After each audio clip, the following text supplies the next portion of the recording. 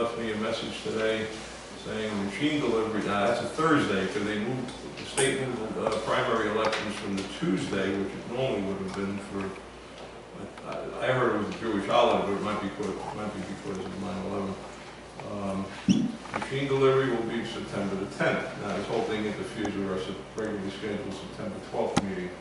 So depending upon what goes on, we either have to reschedule the meeting, because they're going to want to set up the voting booths and everything the night before the election.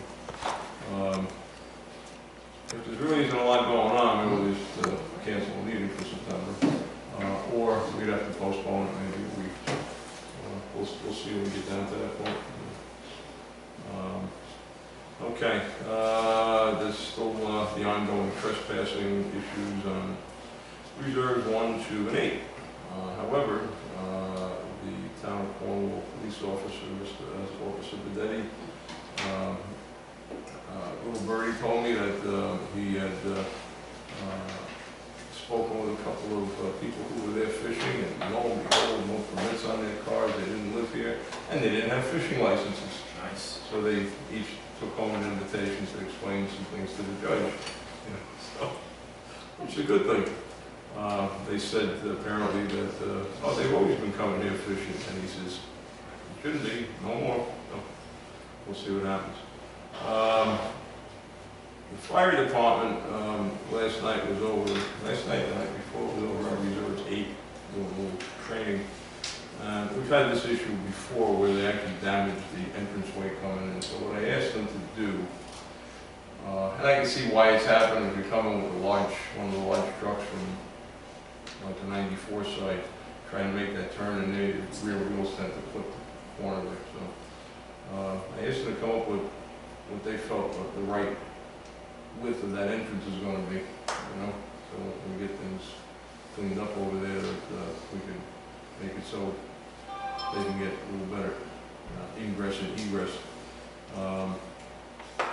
So the other thing they took delivery to recently, and it's not in service yet, is a new truck. Bare bones, I'm going to talk about costs. Bare bones truck is a combination pumper and rescue vehicle, a little over $700,000 without equipment. Okay, and no chrome, no fancy stuff on it. Back in 1976, I remember they bought a brand new Seagraves pumper with a 1,000-gallon tank, 1,500-gallon pumper with a 1,000-gallon tank, which cost about $60,000 equipped. Wow. It's like big difference. And they depreciate fast. They got, for a 13-year-old heavy rescue truck that they had there and an old pumper, they got combined about $180,000 that it was sold for. So they don't hold a lot of value after a while. So just to put it in perspective. All right, I'll entertain a motion to adopt the agenda. With one correction, the item 3 is to approve minutes from February through June rather than January through June. I'll second. Okay, got that? All in favor? Aye. Opposed? Carried. Okay. Correspondence. Did I miss something? Yeah, Okay. adopt the agenda. Yeah, go back to approve the minutes. There was no meeting in July, that's why we don't have minutes for July. All right? We didn't have a July meeting. And this is for the regular meetings, to approve the minutes of the regular meetings, February 21st, March 22nd, April 18th, June 13th, and the special meeting of May 30th. With some minor corrections on typos and things that I gave Doreen. Are there any other comments on any of those from the past? You see that? Okay. I'll entertain a motion to approve them. I'll make a motion. Second. All right, Margaret and Lou, we'll trade this time. All in favor? Okay, that's carried. Now some correspondence.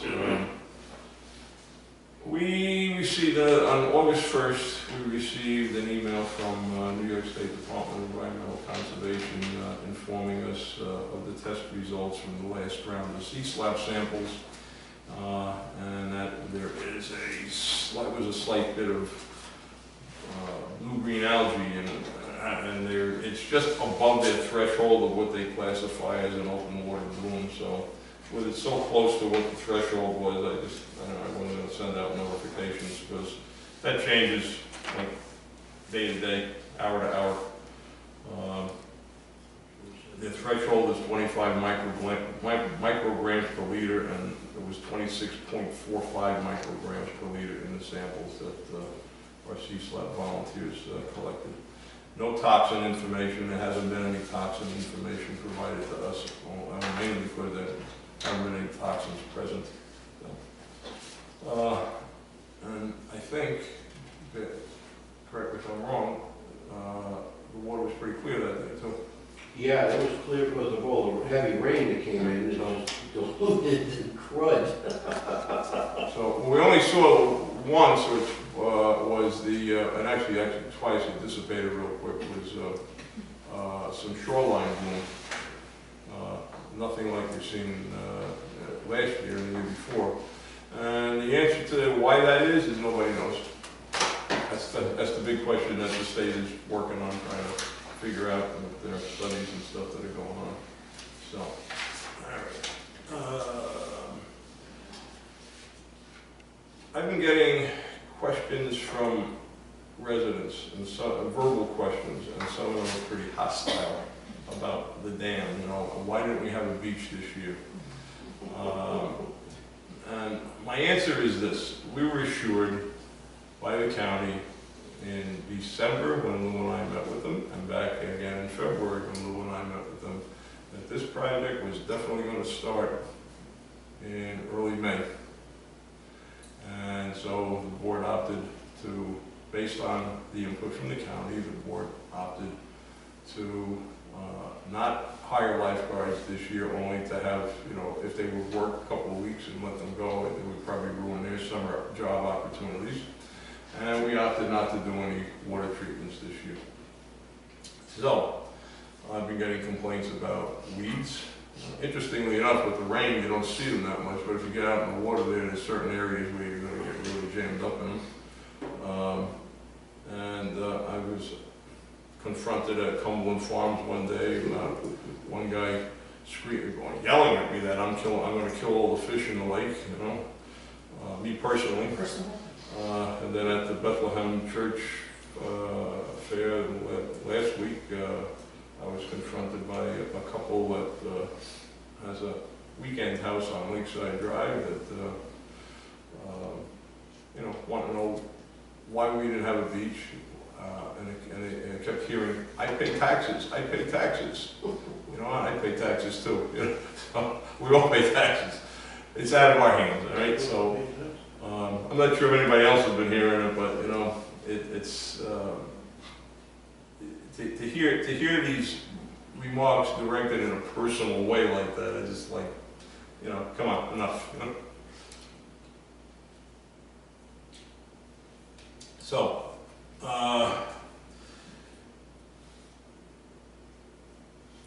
Real quickly, the CSLAP program, your testing has completed 5 rounds.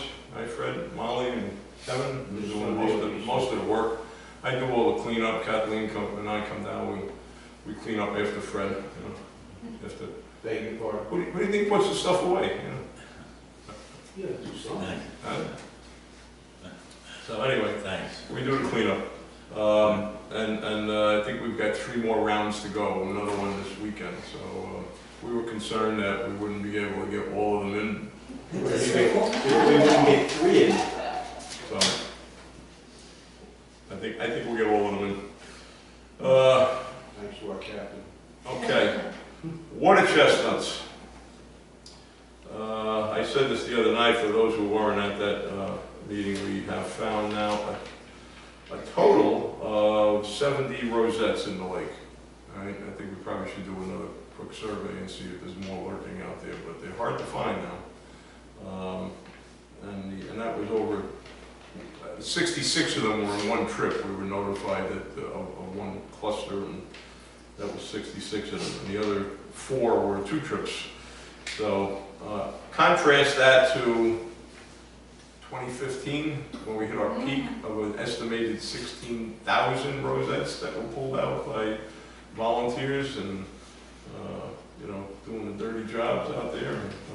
It's quite a change, you know. Started out with 2 people. We had, I don't know, 15 or 20 people at one year at its peak, and then things subsided, you know, and doing pretty good with it. So what we don't want is for them to take over the lake. And if you're out there in a boat or fishing on the shore or something and you see them, grab them, tell us about them, where you found them, because you want to get as many of them out of the lake before it gets drained, because the seeds, the nuts that settle down into the sediment can remain viable for up to 12 years. They don't get killed off by draining the lake or freezing, and they'll be back again. So we want to get them out. You're not going to see them once the lake is drained. They'll be in the sediment, and that'll be it. Okay, goose management. I have the results. Bear with me, I got them here. Where you put them? There you put them. Anybody seeing any geese out there? Yep, How many? 6. Right? There's probably What do you a say? gaggle of 30 of them last night. Oh, yeah. Flying right in the middle of the lake. Did they fly in and fly out? Yep. They're Yep. not residents, Yep. they're transients. Yeah. There was a little group there, a big group flew in, and So along Yeah. with coffee. they were there when I left, but they were just coming in, That was probably a rest stop, you know, but those you'll see. I mean, but the resident geese I've been seeing is one family of about 5 or 6. Right, that's the ones you've been seeing. Yeah. And I don't know where the rest of them went, but what they picked up this year was this. They located 18 nests, oiled 76 eggs, and they removed 22 geese on a roundup, which is higher than it's been for the last 5 years, 6 years actually. The highest year was in 2012, where they pulled out 194 geese, treated 230 eggs and 43 nests. I'm going to put this stuff on the internet, but on the website. Cumulative, since we started the program in 2012, 127 nests were located, 636 eggs were treated with corn oil to prevent hatching, and 258 geese were removed from the lake. The estimated amount of goose population in 2012 was over 300, and we've been estimating 30 to 40 that are here. It may even be less. It's hard to get, count them all, but which means that we have eliminated on an annual basis from its peak, we've eliminated 200,000 pounds of goose poop from entering the lake. When you calculate based on the survival rates and so on and so forth, and Yes. a lot of phosphorus, all right? So, and a lot of poop on the shore that people had to sidestep. So it's been a good program that hasn't cost us anything. It's all funded by the Air National Guard through a aviation safety program. It's right to the USDA.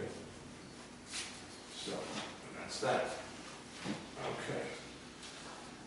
All right, I've got some letters here. One is regarding the property on Lakeside Drive, the district property there. As you know, we put a fence up there last September. It was in the works for many years. Had to wait until the surveys, property line surveys were done.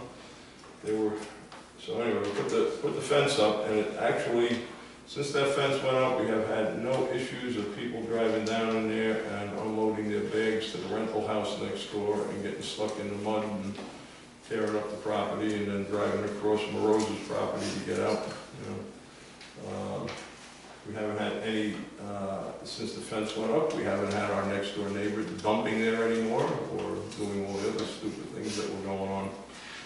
But he's upset because he has difficulty getting to his backyard to mow his lawn.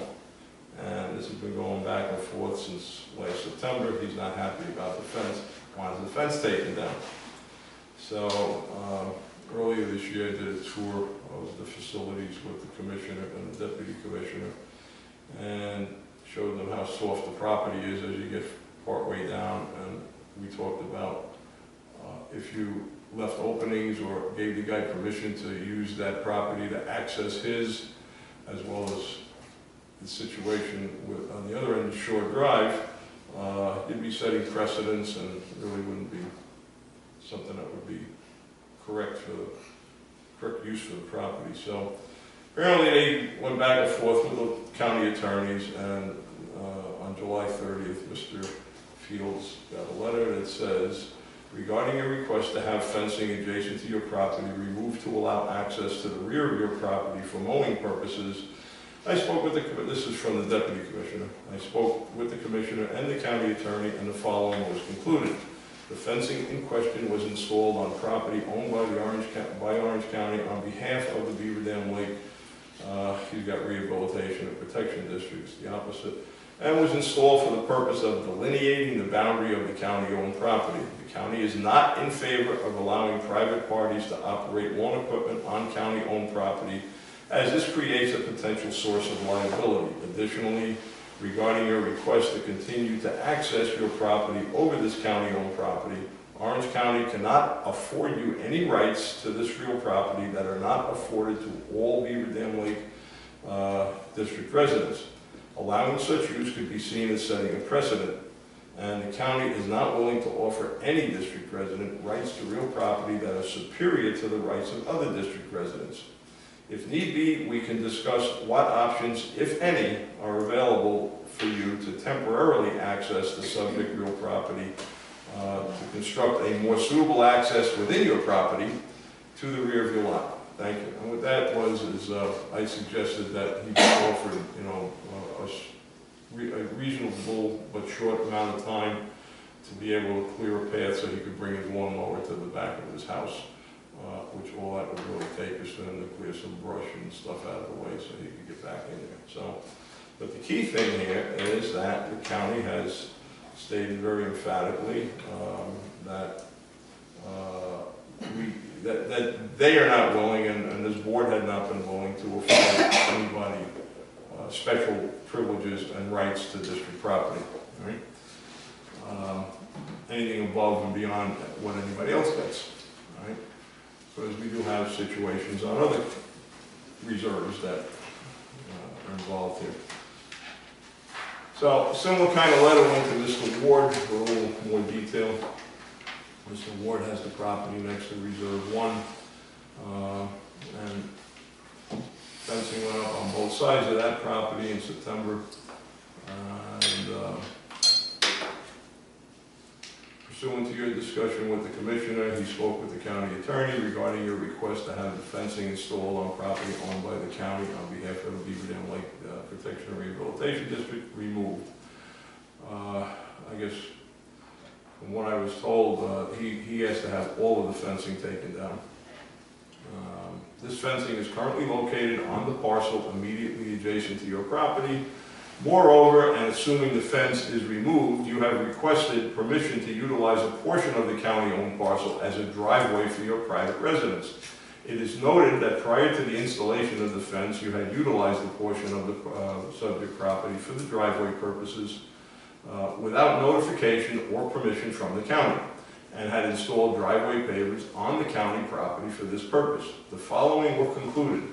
The county will remove the 2 sections of the fence nearest the roadway, which was the intent all along. This includes the portion of the fence that extended through that portion of the above referenced driveway located on county property. Regarding your request to continue to utilize the county parcel for driveway purposes, Orange County cannot afford you any rights to this real property that are not afforded to all of the residents of the Beaver Dam Lake Protection and Rehabilitation District. We acknowledge your willingness to accept liability of risk in exchange for continued use of the real property for driveway purposes. However, these are lands that all district residents have the right to use. The county cannot remove the right of other district residents to use of that portion of the real property in question. Moreover, allowing such exclusive use could be seen as setting a precedent. And the county is not willing to offer exclusive use of county-owned property to any district resident. Same statement. The above determination to eliminate your use of county-owned property for driveway purposes will not result in a hardship. There exists a driveway access point and a driveway within the boundaries of your parcel. Please note that the fence was installed approximately 5 feet offset of your property line due to at least one encroachment that exists, the chimney of your residence. This issue is raised to ensure that there is no confusion regarding the location of the property boundary between your parcel and the county-owned parcel. So, when the fence was put up, it was put in 5 feet back from the property line. Right? So what we'll do is we will proceed. We'll take down the last 2 sections of fence. The county still has to deal with the 2 400-pound LP gas tanks that are currently on the property that service Mr. Ward's house. Those need to be relocated. There's also a boat winch and a metal post that's permanently installed in the ground that has to eventually get moved out of there. So, you know, not beating them up overnight, but you know, this has been something that's been an ongoing issue there for many years and needed to be flattened. So the county's taken a firm position on the encroachment as well as on continuing to allow or not allowing exclusive use by any one individual.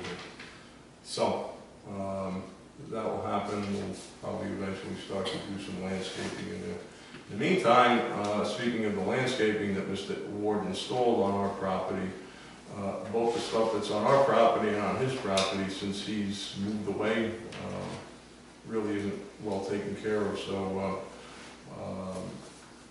with respect to what's on our property, Diane Metzgow across the road offered to work with our maintenance employee to go in and identify what needs to be trimmed when, and you know, she's got some background in all of this, so she's offered to come over and offered to do that so we could keep that maintained.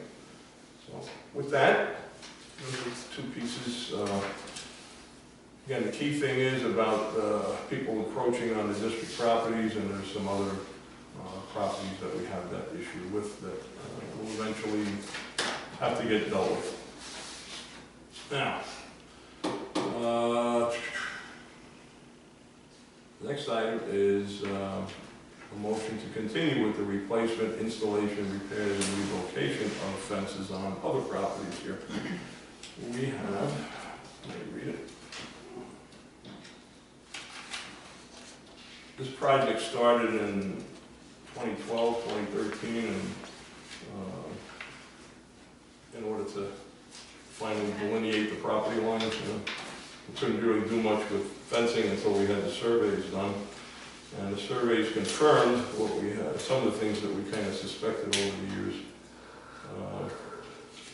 mainly on Reserve 8, where our fence is on somebody else's property. And Reserve 2, which was a surprise, where one of the 2 fences is on somebody else's property. So anyway, the motion is to authorize, I'll entertain this motion, all right? To authorize the chairman to continue with the replacement, installation, repair, and relocation of fences on Beaver Dam Lake District Reserves 2, 5, 6, and 8 as described below. Fence materials to be black chain link fabric with black frame per existing Orange County contract. Funds for this work are available in the Special Project Fund CP 0851, approved by the Orange County Legislature in 2013. Reserve 2 is remove 2 existing fences currently offset from the property lines by several feet and install new fences along the property lines to more adequately define the property lines and eliminate encroachments. Also install a gate to manage access. Now, One of the fences is 2 feet over into Mr. Parisi's yard for the whole length of it. And part of our driveway actually crosses Mr. Parisi's property, so, you notice, I don't know if you notice, you can see the survey mark is like right in the middle of our driveway. So we need to kind of realign things over there. And on the other side, we've got some encroachment issues that the county attorney's office will have to deal with before we can deal with the fence. But Reserve 5, install a new fence along the right side of the property line. Reserve 6, repair the existing fence that's along the left side of the property line using a combination of salvaged and new materials. What we salvaged from other places, we can fix that fence up. I think Tom could do most of that internally. If not, the county has a contract for doing fence repairs. Reserve 8, remove the 2 existing fences that currently cross the property lines and encroach on neighboring properties. We have a problem on both sides. Install a new fence along the left and right property lines and along the front property line. Install new gates to manage access. So that's the motion. And basically it's a continuation of what we've started again back in 2012, and just a long, drawn-out process. They've all been surveyed already? Yeah, all the surveys were done, they were completed last fall. I'll make a motion that we. Motion by Margaret. Lou, That second. needs to be done now. Any discussion on the motion? Okay, all in favor?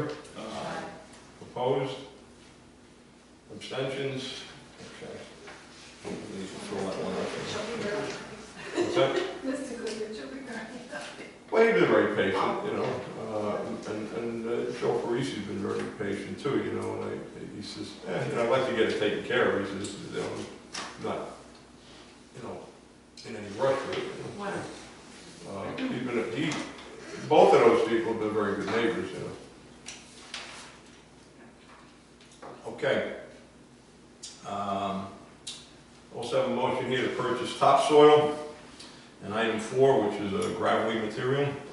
I will entertain the following motion. It's to authorize the chairman to submit purchase requisitions for topsoil and item 4 as needed for repairs to Beaver Dam Lake Reserves 1, 2, 5, and 8.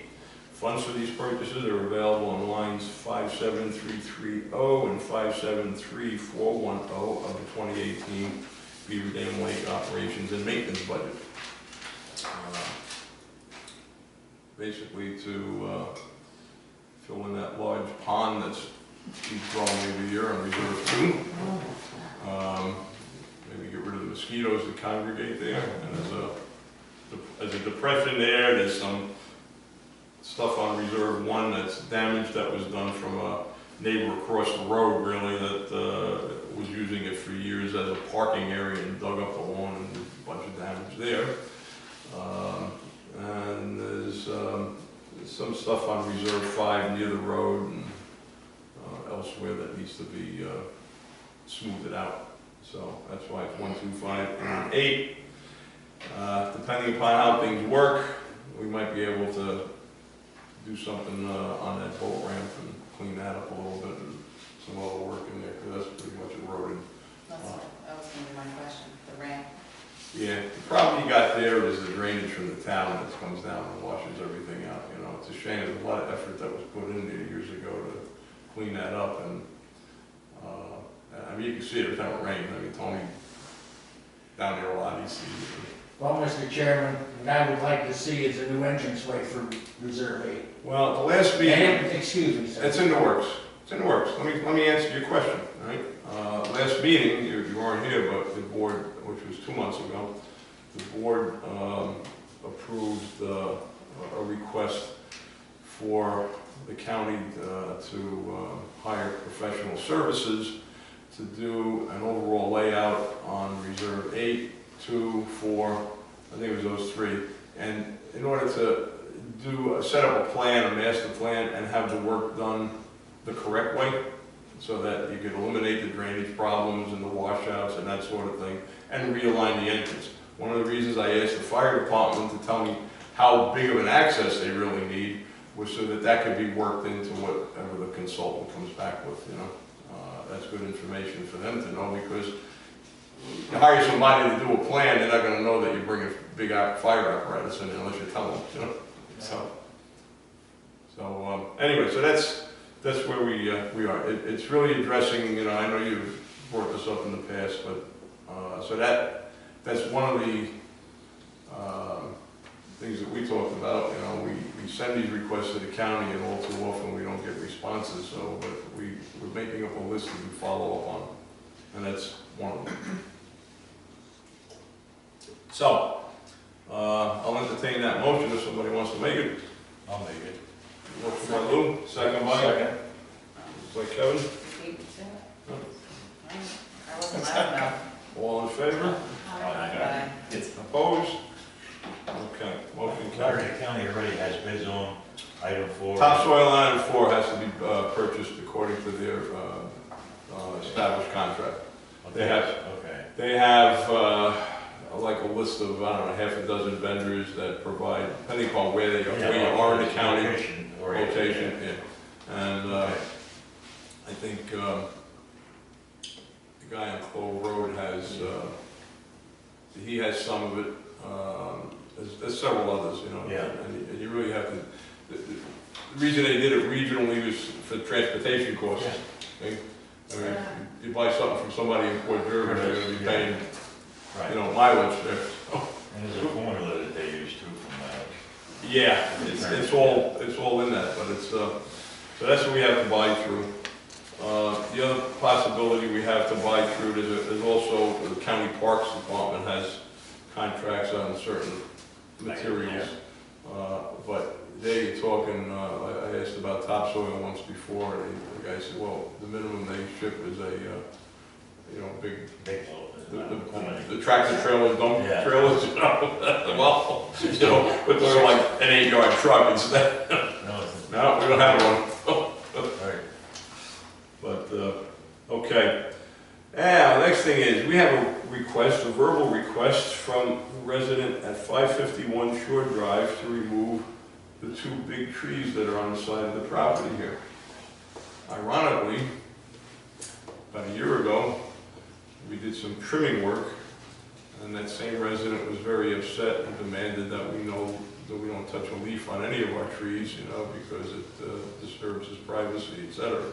So fast forward, I think he came to the realization that those trees have, well, I don't think it's so much that. On the one tree that's closest to his pool, that actually straddles the property line, about 80% on our property, he knocked on the tree, on a cut piece that was there, and it sounded hollow, and he was able to put his arm inside the tree. Now, we had the county arborist look at these trees last year, among the trees he looked at, and he said, you know, you're talking, these 2 trees have problems, they're diseased, and you got maybe 8 years, if you're lucky, maybe 10. He advises start looking to put new trees in that would replace them. It's really, most of the shade that's on this property is those 2 trees, you know, on that end anyway. So, it's inevitable, they are dying, they're not in the best of health, and at least one of them is now, appears from a layman's point to be structurally unsound. So, he showed it to me, he was very upset that, you know, that he was afraid they might fall. I said, well, a little different than what you told me last year. Well, yeah, I understand, but, and you can't change the facts, that's what it is. Any other tree's not in the best of shape either. So the plan is this. The county did respond, I copied you guys on my emails to the county, and they did respond saying, go ahead, I don't know if I copied you on that one. Go ahead, get the pricing from the county's tree contractor. Ironically, the tree contract they have, they can cut trees down, but they don't have stump grinding in the contract, and they don't have pruning in the contract. So as far as pruning is concerned, they did, which surprised me, finally they said they will provide a county crew to do pruning. And so we have a commitment from last year from the county's arborist, who will help direct the proper way to prune it and what has to come out, what doesn't have to come down, that kind of thing, so. That's where we are. The trees are hazardous. There's about somewhere between 15 and 20 trees on all the reserves when you add them all up that need some type of attention. Most of which means take them down. They're not in the best of shape. The 2x4, 2 limbs fall in the house while I live there. Well, They're 2 giant trees and they're old. yeah, those big trees there need to be pruned, is what they need, you know. Oh, yeah. Those 2 big oak trees. And he did have a guy come in and do some work on them, but I think they still need more. Especially the ones that come across the back of Yeah. the patio area. One of them, even, it goes into the lake, the branches are almost in the water. I mean, it's not sick or anything, but that. Yeah, that's not a bad thing. And that, some of that we can handle when the lake is drained or it's frozen, our maintenance guy can come in and do minor trimming. What he can't do is he can't take down trees because a couple of years ago, the Parks Department had a guy get killed taking down a small tree, fell on him, you know. So we're not looking to kill our maintenance guys, you know. And that's another reason why we really don't want to have volunteers doing some of that work because there's a risk involved, you know. I mean, you got contractors that do that for a living, and the county has tree crews that do that for a living, so with the proper equipment. Actually, the tree behind us here finally fell into the neighbor's yard in the winter. So, for somebody, and the big tree on Reserve 6 next to it, it's not actually on us, it's on the neighbor's property. That thing keeps dropping limbs. It recently dropped an 18-inch diameter limb onto our property. The county attorney's office has been advised of that, and they're supposed to be putting them on notice on that thing. So anyway, that's where we stand with that. I thought it was ironic that you would come over and ask to get the trees taken down. So I got calls into the tree company, and we'll see what's what. Again, it's based on a contract. The contract is based on the diameter of the tree. All right, and it's a fixed price based on the diameter of the tree. What's that? No, I was gonna say, it's getting hot in here. Oh, well. I'm gonna wrap up pretty soon here. I also got an email, so like I said, the county authorized going forward with it. I sent you a copy of the request. Also at the meeting in June, we had asked to do some accessibility analysis on the building and properties, and lo and behold, middle of July, the county put out a request for quotes for design professionals to come back and do an ADA transition assessment on a list of about, I don't know, 25, 30 different county buildings, including 300 and something miles of county roadway. They included things in there like the Harriman sewage treatment plant for handicapped access requirements, you know, the public works garages, that sort of thing. But they forgot Beaver Dam Lake. Even after we asked them, we were talking to them since December about this, like they forgot about us, right?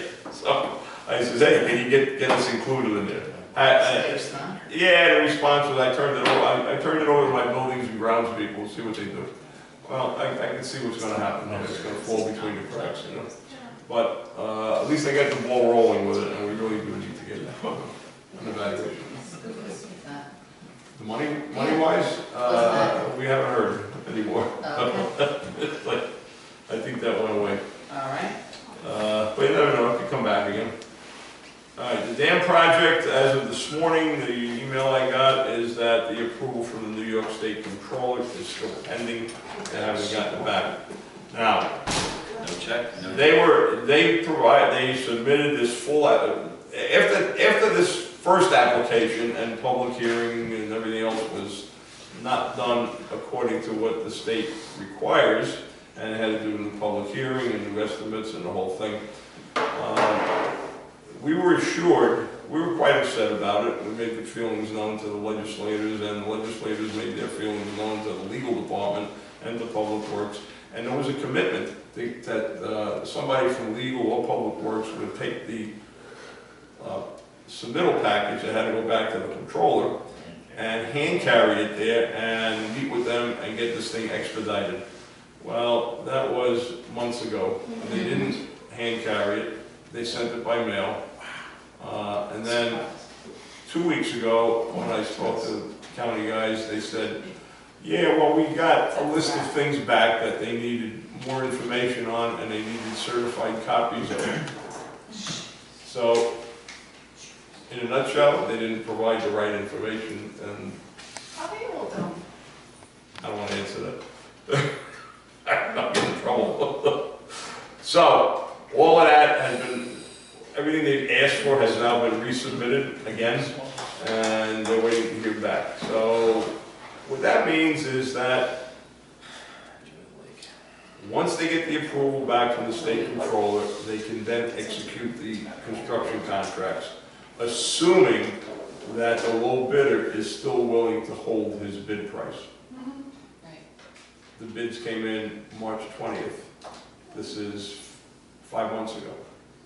All right? And then, of course, is the clock is ticking on the state grant. And they have verbal, again, this is verbal, which I'm not entirely comfortable with verbal statements, that as long as progress is being made, they won't yank it. So, The contractor will hold. well, the contractor is, yeah, we think he's gonna be okay with it. That's the answer, you know, so. Let's see what happens. Hopefully we get the answer back from the control. What they did tell me was that once the controller's approval is in, it should take about 3 weeks to process the contract paperwork. So if you had it today, that means September, all right? Labor Day parties are on. Labor Day parties are on. All the C-slab samples can be taken. So, I mean, the last email I sent out, I had a couple of negative responses to it, but it was, this is what it is, folks. I mean, it's not anything in our control. Are you taking questions about this? Later. All right? Meet me in Cumberland Farm. You can do what everybody else does. You know. Yeah, we'll be there. Okay. Now the big that we'll have to have some discussion on. Towards the end of last year, we received some instrumentation equipment that we finally put in the lake 2 months ago, and that was to do a continuous water level monitoring. Now, it's still going through some evaluation and debugging, but one of the things I could do with it is I could set it to the actual elevation of the lake, all right? Well, the normal elevation of the lake had always been 331 feet above sea level. So, as the reference point at sea level. So, 331, that's where the spillway on the dam was. It eroded over the years, and based upon the, so I wanted to know where it is today, so I wanted to set the monitor so that it would correspond with the level of the spillway, etc. In the course of doing that, I went back and I looked at the construction plans because I remembered that, there should be elevations on there, you know? And yeah, there are, except the elevations today that are shown there show that the spillway is no longer at 331, which we kind of knew. And as you're looking at it from upstream, the left side is higher than the right side. So the left side is, according to the engineers, say that it's 330.8, okay? Or 2/10 of a foot below. So that's 2.4 inches below what it had been. The right side being lower varies from 330.3 to 330.4. So now you're at 6 to 7/10 of an inch of a foot. So you're talking about 7, 8 inches below what it had been. Now, I said, okay, so what are they going to set the fuse gates to and the level of the new spillway? And for whatever reasons, they chose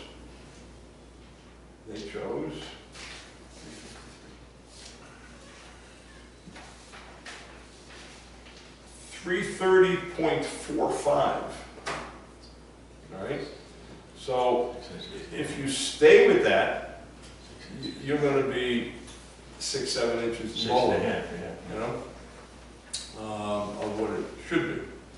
Now, why is that important, that where that level is set? You go up in the north end of the lake, you got a shallow area, right? 6 inches makes all the difference in the world between getting your boat in or not getting it. You go to the boat ramp, all right, and 6 inches difference in water depth makes a big difference. You go to many people's homes, you got the same thing there. So, I'm bringing it up tonight. I came across this a couple of weeks ago. I talked to Lou about it a little bit. And, I said, you know, I don't want to write anything to the county yet until we have a chance to talk about this, you know, and where should we go with it. To change that is not, I mean, really isn't a big deal from a structural, from a construction standpoint, because what they're doing is they're going to tear down the spillway down to a base level, and they're going to pour new concrete in there, make a shelf basically to put these fuse gates in. They're concrete boxes that fall over, and so it's a matter of, okay, so you make the shelf 6 inches higher, all right, and you keep the intake on these fuse gates at the originally planned elevation, so that they'll still flip over at the same height of water against the dam, all right? Sounds simple to me, I don't know, but that's, I know I'm gonna get pushback on it, but the other side of the coin is, once it's done, and that's what you're gonna live with here, okay? And I mean, anybody that's been out in boats, you know there are areas of the lake where if the water was just a little bit higher, you wouldn't have a problem, right? So, it's... You want to fight for that 6 and a half? Yeah, absolutely. So, my personal feeling, and I mean, I'm just going to give you my personal view on it, is that part of the purpose of this project was to restore the dam and the lake to its original condition, not something less, all right? And this is such an odd number, where they come up with 330.45, not 330.4, not 330.5. It's like, I don't know. This was O'Brien and Gear's doing. Now, interestingly enough, I went back a little further. O'Brien and Gear did a report which was called the Phase 1 Evaluation Report in 1986, Phase 2 Evaluation Report. And in that time frame, their elevations were different yet. So the dam grew in places, according to the new numbers, and it shrunk in others, you know. So, yeah, for example, it was 330.5 in a place where it's now 330.8. So I would have thought that maybe the concrete would have eroded instead of being, maybe we had a lot of calcium in the water and it deposited there, you know. Is it possible they're just measuring off the top of the water and it happened to be higher? No, they use reference points that, as you know, benchmarks that they're supposed to be doing. Right? The height of the piers changed. They grew. So. New technology. That's it. Better measurement equipment and. Listen, next week they're going to propose to put roller compacted concrete in. All right, so I'm going to open this up. What are your feelings here? What I would, at the most I would do at this point is I would write a letter, make the county aware that there's a concern here, and asking for this to be evaluated and addressed. All right. If you get an adamant no, then you have to take it to the next level, you know. But I think waterfront owners and anybody that uses the lake, you know, have some skin in this thing. You know, size does matter. You can't let it go. Height matters. Height matters, that's it. So, I'm vertically challenged enough, so. It could be the elevation of the benchmarks that we use, Larry. They're supposed to be U.S. Coast and Geodetic. And did they run from a Coast and Geodetic monument to our dam site? Well, we do know that the top of the spillway is eroded. You can see the rebar sticking up out of it in places. All right, we know that part of that cap is gone. And so even if you say, well, okay, relatively speaking, you know that there's X amount of concrete that's gone, all right? at the very least, that X amount of concrete should be estimated and, you know, Yeah. incorporated back into the final elevation. Well, it could have settled. Who's to say it couldn't have settled in the time, you know? Anything's possible. Could have been originally higher. Well, actually, there's some indication that back in the very old days that the elevation was another maybe 332, 332 and a half. There used to be freeze boards on the dam. When it was an ice house there, they did a lot of other things, you know. And it's you know, one time the concrete on the spillway was equal, you know. So, you know, even if you said, okay, the one side was the reference point, okay? But now you're gonna put this back at from 330.8, you're gonna go down to 330.4. Why, you know? Why take the lower end? Should be taking the higher end, huh? So, now it's the differences in construction is really negligible. It's not. Yeah, I think that could be worked out. So, I don't think that's a big problem. should I, before I stick my neck out and go forward with, you know, raising the issue, and before we, you know, start picketing the county government center, I'd like to just, my approach would be I'll send them a letter and say, and I'll do that within the next couple of days, and say, you know, we've come across this and we're concerned, and here's the reasons why, that things needs to come back up higher, you know. The shallow areas are gonna get shallower, right? Your shoreline is gonna go out a little further. 6 inches in elevation moves your shoreline out a few feet, depending on where you are. You It's know? flat, it's a long ways. Yeah, if it's flat like it is pretty much Yeah, over by your place, Six there. inches a long ways out. On the north end, we'll try Oh, it. sure. North end, you know, if you look at where the property boundary surveys are up at the north end, for the most part, they're way back from the water's edge, and that's because the water used to be higher. So, I say we, I say write a letter. okay. I'll put something nice together. Yeah. I think well, that's easy. that should be. That's easy. Should be. Well, it should be, Should. and it's, well, you know, you see, that's, you know what, it's like, you gotta, The old property lines were all based on the higher elevation. Oh, yeah. you know what, I found reference to an elevation marker that was put in the early 1900s, and it's referenced off the dam. I was never able to find it, but then I have the equipment to find it. And it's off to the side of the dam someplace, and that was the elevation of the water at normal level. They had the foresight to actually put a reference point out there. It's in one of the old deeds. And then you'll find out that it was 8 feet higher. I don't think you're gonna see that. But we should be looking to restore rather than drop it down. Accommodate. So, okay, that was easy. We're seeing new homes being built around the lake, or in the Lake District, not around the lake. There's one going in on 94 that's actually in the Lake District.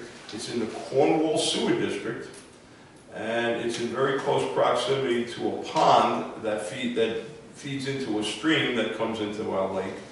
And they're building it with a septic system, as opposed to hooking into the municipal sewer. Now, just want to, throw that out there. It's kind of like, kind of defeats the purpose of having a central sewer system, and if you're going to allow construction without, hooking into it, especially when you have a sewer district.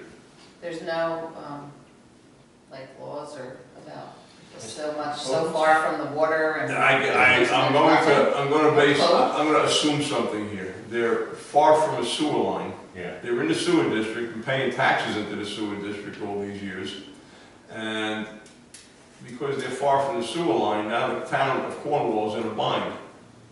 These guys say, I want to They hook gotta in. bring it in. Right. And the town of Cornwall is, let's put it this way, they're very frugal. And, they really should be looking at that. They made a guy on Shore Drive who was between Sycamore and Cumberland Farms. he spent a fortune on a new septic system because they wouldn't allow him to hook into the manhole that was like 200 feet from his house. Crazy, you know? That parcel was part of the 40-acre lot, wasn't it? Oh, the one on 94? One on 94. I may have been, it was part of it. Yeah, they kept filling it up over the years. That's the one that was filled in with construction debris and materials. Yeah, see, so the whole property at one time was put into Right, the it sewer. was in the sewer district, district, right, yeah. And they cut off twin ponds, right. and they cut off 8 or 9. Yeah, but how do you justify charging the property sewer taxes all these years and then tell them, you know, we'll put a septic system in? But the whole point of it is that, and I got a feeling that up on Waterview, we might be seeing the same thing there with the new house that went in. I got a feeling. Town of Cornwall lost all of their sewer records when they had the Hurricane Irene flood out the sewer plant. They have no documentation left, so it's very difficult to even find any design documents there. They didn't have extra copies anywhere else. They had a long sewer plant. And the sewer plant was under, what, 10 feet of water or something. Should Lake Blooming Grove get going, you've got about 30 houses. Another 30 septic They're systems. all sewers, or Septic all in septic tanks. So, and that's been approved preliminarily. Back in the 80s, before that property was the original property was subdivided, the developer approached the town of New Windsor to extend, to see if they could work out an arrangement to have sewer in there from the town of New Windsor. And they were turned down for no real good reason. Anyway, past history. All right. Now Fred has the floor. I'll put him on the spot. We had our education session last week on... Did you learn anything? I did, yes. Aquatic weeds. And you got it, man. Okay, I'm not sure if any of this massive crowd was here. But Samantha Edelstein from the Southern Tier Prism Group, which was also part of the Smooth Clearwater Association, was here and presented about an hour and 15-minute presentation on invasive species. Very good presentation. Not only described them, talked about how they spread and also how to prevent them. I think we had 22 people here. 25. 25. 25 people for the meeting. And I heard a couple of positive remarks afterwards saying it was very, very informative. So I think it was well worthwhile, very educational for anybody who came. And I think we learned a lot. And basically what she was saying is that we're doing the right thing, especially with the water chestnuts and monitoring what we have in the lake. And thank God we don't have something called hydrilla, at least at this point. But then she also talked about ways of remediating, which was very informative. So it was good. And one thing she did mention that I want to take her up on is that the Smooth Clearwater does have programs where you can go on it, and there's additional educational programs. I think it's like $50 a person. It's for a 3-hour program on the Smooth Clearwater. We'll have, if you want, anybody's interested, we'll contact them, and then we'll see what we can learn from it. I mean, because education is never wasted. So it was a good program. And the purple blue stripe, which is along the shoreline. And we had great refreshments and Great coffee. and Great coffee. and brownies. Excellent coffee. And brownies, homemade brownies. Sir? Did they go into, or did she go into drawdown and all and benefit of that? No. Not really, no. In fact, I think it was only with the water chestnuts that she kind of confirmed that it really doesn't, winter freeze doesn't do any good, but she really didn't go into that at all. Some talk was mentioned about the lake carp and things like that, and but she also reinforced the fact that there are some negatives as well as positives with it. Did you, Rich? Yeah, well, the one thing, most of the people were lakeside people. Yeah. When we asked how many are on the lake, almost all of them you know, that came, and I felt that was good because those are the ones that needed to be here. Okay. Well, I'd like to thank Fred and the others who pitched in to make this happen, especially Rich with his refreshments and Molly with her brownies. The Rich was refreshments and cookies also. There were cookies and Rich brought the cookies. Iced coffee. The one thing that, to put it all in perspective, is we've been able to take advantage of this program as well as some of the other things that we've been getting involved with because of our increased involvement with the New York State Federation of Lakes Associations. And you know, the seminars and conferences that we've gone to, some of us have gone to in more recent years, we've made contacts with people that have been beneficial to us. And in particular, the $100,000 weed response grant that we were successful in getting. And hopefully the county won't mess that part up again. But so we, the payback is from the investment of the small amount of funds and the amount of time that our volunteers are putting in is significant. So, with that, what's next? You want to tell a joke now? No joke. Last time was about birds, right? You got one about bees. And this time was about bees. So Fred's going to tell us about the birds and the bees, right? I caught too much flack when I did that. Anyway, I'll tell you about it. You can tell about the bees later. Well, I keep hearing, you know, future projects. I keep hearing things. Well, we got to do this. We got to do that. We got to have this kind of facility, that kind of facility. But you know, it's more of a why don't you do this or you should do that. And my statement is this: a lot of good ideas out there, but it has to be more than you should do, like somebody else should do it. Come back with, maybe I'm talking to the wrong audience, but I mean, in general, people have ideas for things and they need to follow through with, okay, here's how we can implement it, you know. Right. The hassle we had just getting this program.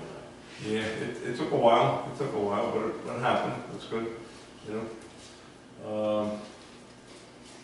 Any board members have anything to say or discuss at this point? So we haven't heard back about any of the, you know, looking at the properties for the improvements we want to do? No. No. No. That's something that we need to remind them of. Okay. I really think that the first step in doing anything with anything further with the properties, more than maintenance, is to see what the properties are suitable for. Right. It's Right. and that's really where that would take us, you know. Right.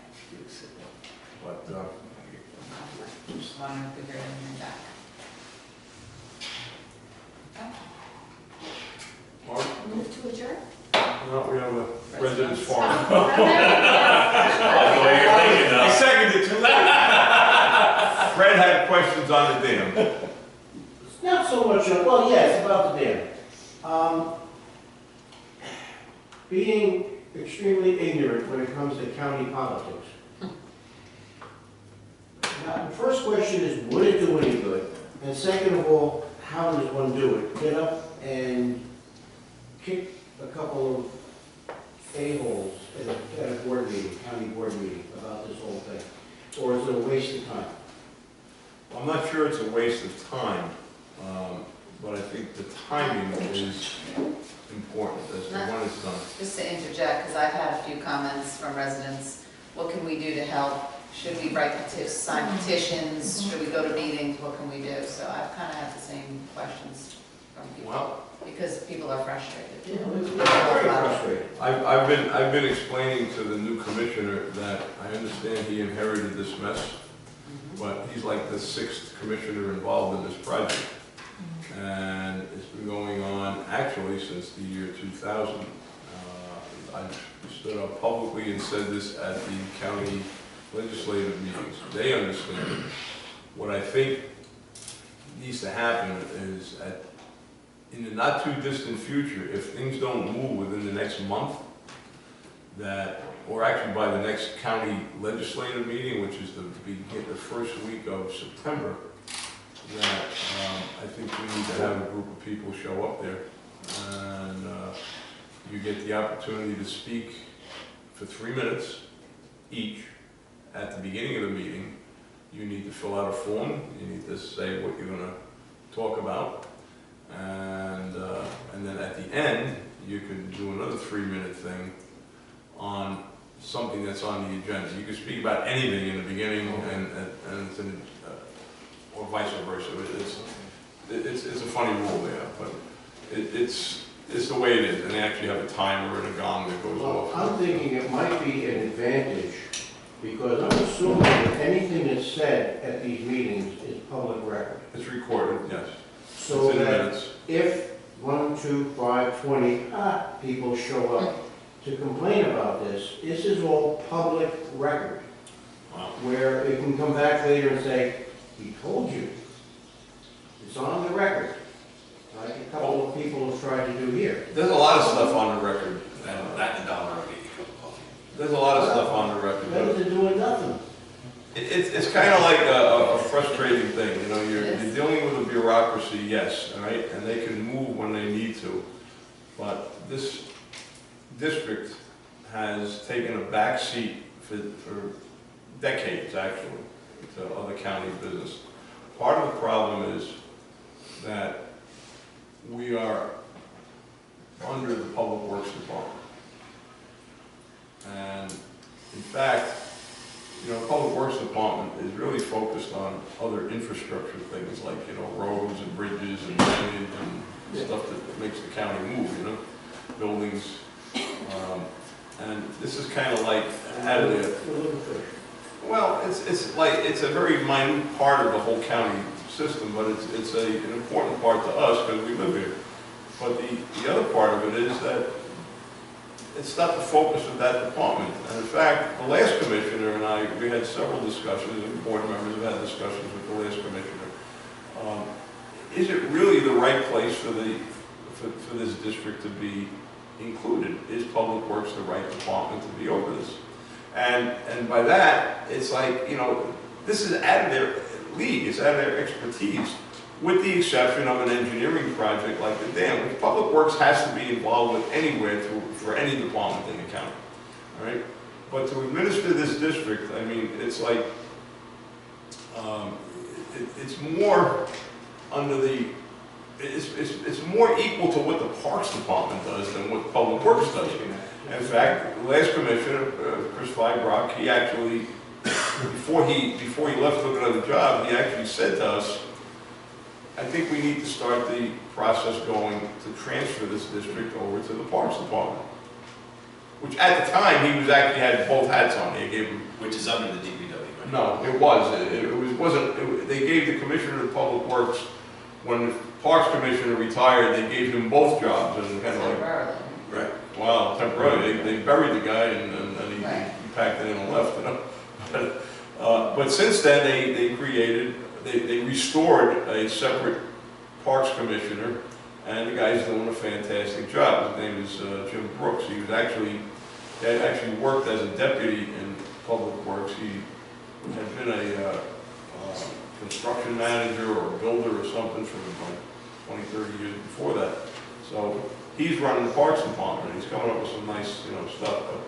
But it's not, you know, can you imagine people from Public Works running a beach, or, you know, I would kid with them. I would say, well, when's the commissioner going to move his office here for the summer so you can watch the beach? You know, it's like, It sounds like a Parks Commission.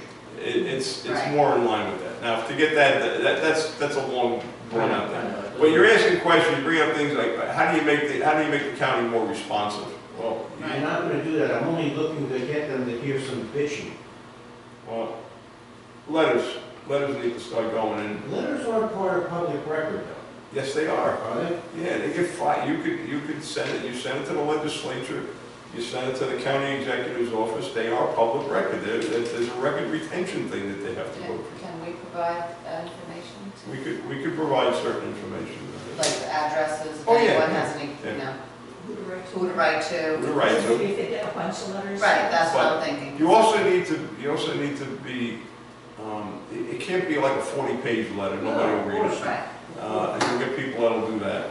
You need to be very focused on what you're saying, you know? You're done. And petitions, you gotta realize what happens with petitions, all right? I can walk around with a petition that says anything, and people will sign it just to get the person holding the petition out of their face, you know? And that's, you know, so letters are effective. letters can be effective. I think that would be better than doing phone calls, because, No, phone call. No, You get the poor reception, you get the poor Right. secretary. Yeah, okay. but phone calls to your county legislators could work. I don't know who he is. that's what I'm saying, can we provide that provide that. information in an We have email? we have two legislators that cover this area. I would not recommend sending anything to any of the towns, because they have nothing to do with it, right? Because we keep hearing things, oh, I'm gonna call, you know, listen, my wife tells me today that the town clerk calls her and says, what's going on with that water company out there? I'm getting calls, people can't get in touch with them. We have nothing to do with the water company out there. It's like complaining to this board about the water company. Exactly. We have nothing to do with it. So you go to the town of Windsor, the town of Cornwall, they have absolutely nothing to do with operating this district. I've had 3 people come to me and with fears that this is dragging on to such an extent where they're going to now have to rebid the project. That's always a possibility. I know it, and so. Let me tell you a rumor, let me tell you what came back to me from a person who was attending this weed meeting, this weed training. There was a guy there, you know who it is, right? That he owns 2 houses here, but he lives on the other end of the Windsor. And he was telling somebody here that the dam project is going, your taxes are going to go up another $500 to cover the cost of the dam. Now, this guy's talking out of his behind because he has no information, no facts, all right? And the fact of the matter is our existing tax rate for the capital charge, which is the dam project, is more than sufficient to cover the existing numbers that we're dealing with, as well as even if we have more coming into it, okay? We're okay with it, we're very okay, unless this thing totally goes through the roof, which would be, you know, it's unrealistic to even think that. It's gone as far as it really can go, right? But, well, it's gone as far as it can reasonably go, let's put it that way, before you know, the county's gonna say, you know, hey, you know, we're gonna get a backlash here, you can't just keep piling, you know, costs onto this project. You know, I keep telling people now, just look at it this way, you're getting $1 million project for only $5 million. And unfortunately, I mean, it's kind of like anticlimactic here. It's just, it's. I guess the bottom line to this whole thing is based on your expertise and whatever expertise is here. What is the best way to hold the fire under their feet? Call your county legislators.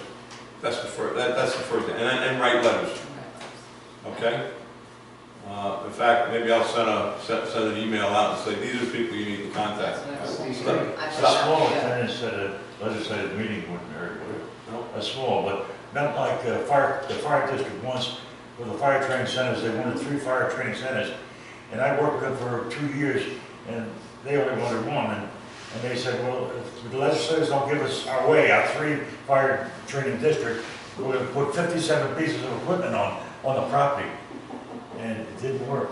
I tried to tell the fire companies, no, that's They not did going a to work. parade around the government center. Yeah. The one Just thing that, carefully, but if a reasonable amount of people go in here and making their voice known in a calm way, I think that has a lot of. the one thing that did work though was Valley View. Oh, yeah. You had groups of people going up there. Well, you had a couple of key legislators that were pushing against the supervisor. Yeah, but what really turned it around is you had a lot of people go there and attend those meetings, and they were like, I happened to be there for another reason, and I see this whole crowd, I was like, wow, this is, and it turns out that's what it was about, and that, you know what, the county would have made a big mistake selling that. Now they're profitable. So it's, but it turned it around. The numbers that we're dealing with our tax rate and with the cost of the project as it stands today, even with some increases in there, some additional increases above the budget, you have contingencies in the budget, and even going above that, we're good. So when somebody says we're going to pay another $500 a year more, you know, look at it this way. $1 million in raising $1 million on our capital charge translates into about $85 a year for the majority of the people in the district. On the waterfront, it's going to be more, right? And so it's going to be range from about 85 to 125 per million, all right? In that range, right? So to get a $500 increase, you're talking another $5 million here. Doesn't make sense, you know? So, anyway, anybody else? Anybody else? Public forum? Okay, with that, I'll entertain a motion to adjourn. Second. I'll go first, I'll make a motion. 10 minutes ago. Premature. Next meeting is on Chris Paul's boat, right? All right, let's make it happen. So who's got the fastest pontoon boat on the lake? No contest.